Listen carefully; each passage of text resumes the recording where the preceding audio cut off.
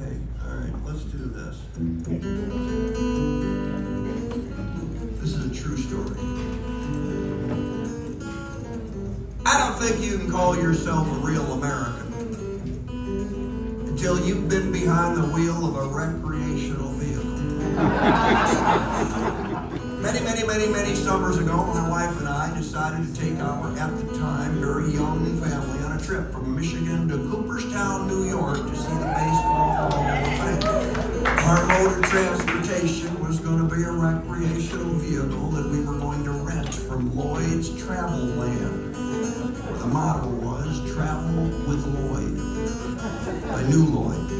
Wouldn't want to go anywhere with him, but that's another story. Lloyd showed me, we settled on a 28-foot Jayco. Lloyd escorted me into this palace on wheels, proceeded to show me how to work the generator and the hot water and how to slide out, slid out to sleep 6 comfortably. Everything you could ever want to know about a recreational vehicle. And he tossed me the keys and said, "Good luck, Chief."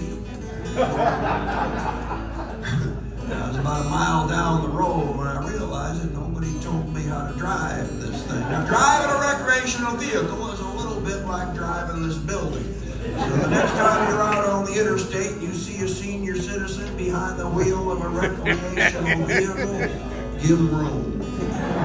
Pretty good chance he is in a white-knuckle situation. Now, despite my wife's Upper Peninsula upbringing, she is not a camper. She filled every nook and cranny of that 28-foot Jayco with enough snacks to feed the state of Ohio. Not to mention mittens and gloves and parkas. I said, "Honey, it's July." Down the road we went, turned left to Toledo, and after about 7 hours of very tense driving, my wife informed me that we were going to be staying at a Best Western. I said, "Honey, but the 28-foot Jayco sleeps 6 comfortably," and then I got the look, and those of you who are married know what the look is. 2 exits later, I find myself pulling off and into the parking lot of a Best Western. I spent most of my evening looking out one of 2 adjoining windows down into the parking lot at my 28-foot Jayco. Full of snacks. The next morning, we got up bright and early, not speaking. And at this point that I realized that a 28-foot Jayco full of snacks is going to get about 1.8 miles to the gallon. So I pulled into a truck stop in Erie, Pennsylvania, got out, started to gas up my vehicle, when I heard a voice behind me say, "Excuse me, sir, but are you the guy that was in the movie with all them ducks?" I said, "That's right. Jeff Bridges, right?" "That's right. Mind if I get your autograph, Mr. Bridges?"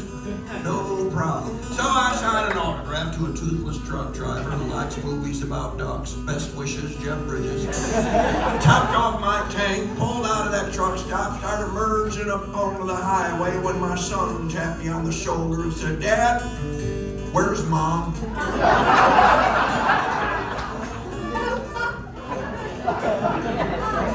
I said, "Son, do not screw with the if does when I'm driving a building." And then my daughter, whom I trust, said, "No, Dad, she's not here." Now, those of you who are married have some idea of just how much trouble I was in. This goes way beyond, "Oops, I forgot." And then my son said, "Dad, just call her on her cell phone." I said, "Well, there you go, thinking again." So I dialed up her number, and we all listened to her cell phone ring in the seat next to us. Meanwhile, back at the truck stop, my wife is coming out of the food mart with 2 bags of snacks. Sees the 28-foot Jayco merging up onto the highway, and then does something that to this day we cannot understand. she starts chasing us. Failing to catch us, she turns around and instantly becomes the lunatic woman with 2 bags of snacks. For 15 minutes, she tries to commandeer a ride from every Pennsylvanian she sees. They run from her like the plague. Finally, she sees a young man getting into a Ford Taurus. She jumps into his passenger seat, looks him right between the eyes, and says, "Follow that Jaco." They pull out of that truck stop, start merging up onto the highway. She's sobbing, "Jesus Christ, Jesus Christ." The young man looks at her, reaches across her lap, opens the glove compartment, and pulls out an audio tape of some priest analyzing the Lord's Prayer. That's right, a theology major on his way back to Princeton. How lucky was she? Hands her the tape and says, "Here, he will help you." Down the road they go. Unfortunately, the 28-foot Jaco has found an exit, doubling back, yes, like ships passing in the night. Next thing I know, I'm back at the truck stop. I get out and start to look for where one might, well, leave a wife. In my case, I start in the snack department, and then I do something that to this day we cannot understand. I call home.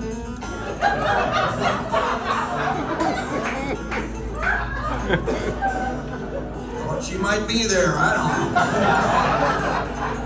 know. Our house sitter was there. She said she just called. She's at the rest area 30 miles up the road. Here's the number of their payphone. I called the payphone. She answered on 1/16th of a ring before she could say a word. I said, "Do me a favor, just stay there." 30 miles later, the 28-foot Jaco pulled into that rest area, and I watched this young theology major escort my wife across the parking lot. And he is looking at me with disdain and an air of arrogance that will serve him well in the priesthood.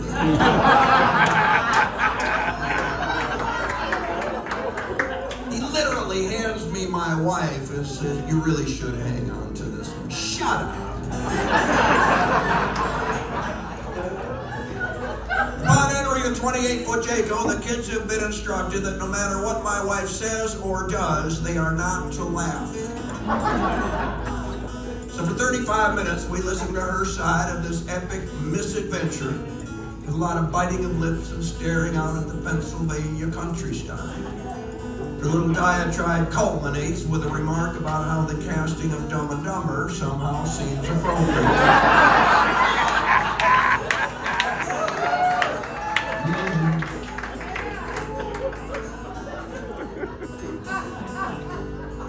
In Cooperstown, we are the only family to see every exhibit holding hands.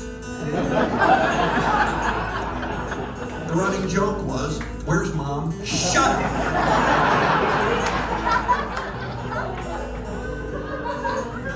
Several months later, I found myself out promoting a movie, and as was sometimes the case, I ended up on the David Letterman show. Now, I like doing Dave's show. You walk out onto the stage of the Ed Sullivan Theater and sit in the chair next to Dave. Red light over the cameras go on, and millions of people will be watching. Dave turns to me and he says, "How was your summer? Do anything interesting?"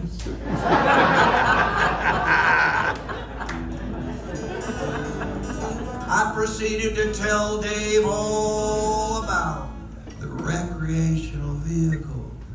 Where in the hell my wife go blue?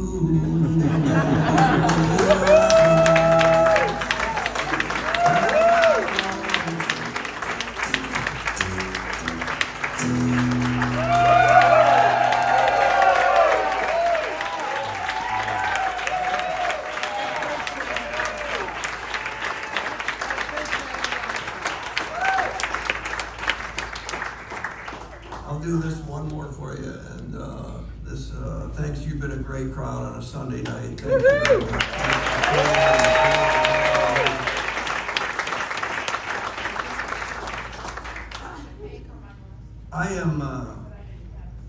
I have spoken up, and I am up on the internet. I have said some things. I fully expect to be indicted. But here's something I think we can all believe in.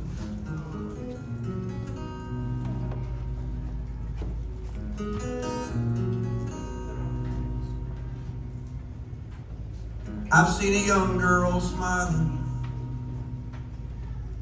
something he just said.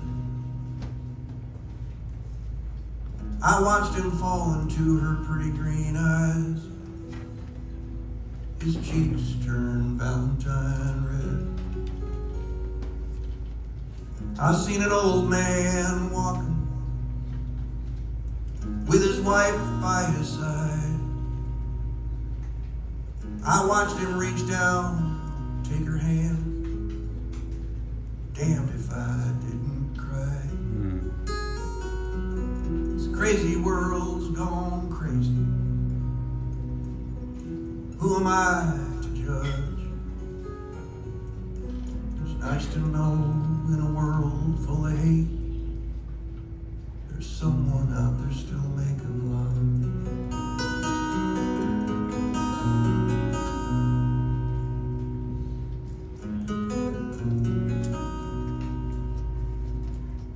I've seen a dog's tail wagging.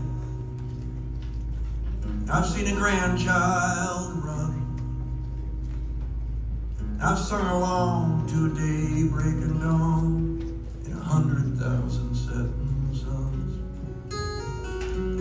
I've seen a door held open. I've seen strangers shaking hands. I've seen a kiss from that old flame she missed last a little longer than planned. This crazy world's gone crazy. Who am I to judge? It's nice to know in a world full of hate, there's someone out there still making love.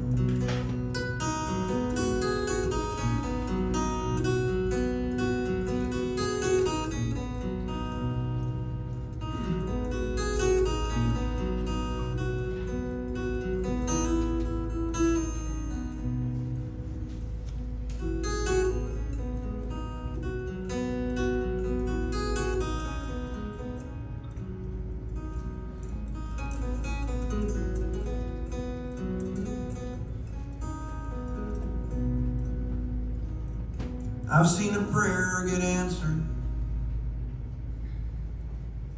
I've seen a bride in June. I'm proud to say I've seen the Milky Way winking at the man in the moon. I've seen a dozen roses. I've seen a heart on a sleeve. I've seen enough to know what I know. Know what I still believe.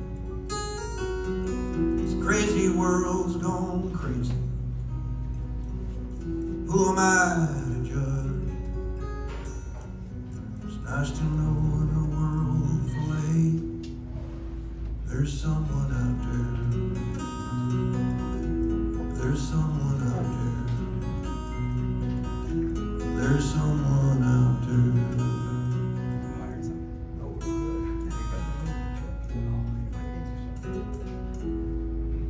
Good night.